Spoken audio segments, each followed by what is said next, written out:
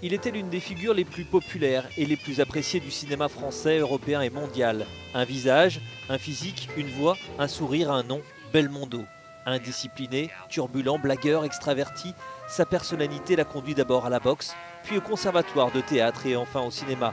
À la fin des années 50, il décroche son premier grand rôle avec À bout de souffle, dirigé par un autre débutant, Jean-Luc Godard. C'est le début d'un succès qui ne sera jamais démenti.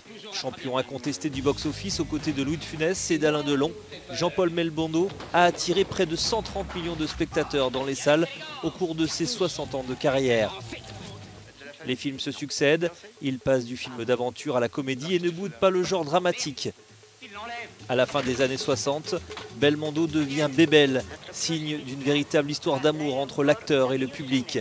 Claude Lelouch, François Truffaut, Claude Chabrol, Claude Sautet, Louis Malle, Alain Resnais, mais aussi Vittorio De Sica ou Peter Brook, il tournera avec les plus grands réalisateurs.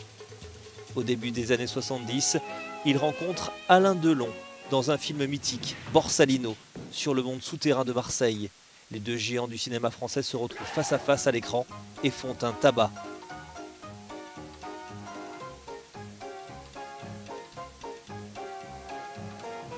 Belmondo est alors une superstar du box-office. À plus de 50 ans, Belmondo réalise encore lui-même ses cascades, mais un accident en 1985 le pousse à calmer ses ardeurs. L'itinéraire d'un enfant gâté de Claude Lelouch sera son dernier grand succès commercial en 1988. Il abandonne alors le cinéma pour se remettre en scène, et en particulier dans un Cyrano de Bergerac qui connaîtra un succès mondial. Au début des années 2000, Jean-Paul Belmondo est victime d'un accident vasculaire cérébral et reste partiellement paralysé. Il change plusieurs fois de compagne et ses histoires de cœur passionnent toujours autant les journaux.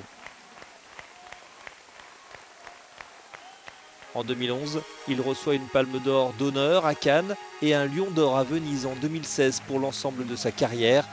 Tarantino avait eu alors ces mots pour le décrire. Et même le nom, Belmondo, c'est un verbe qui représente la vitalité, le charisme, une force de la nature. Il représente la supercoulerie.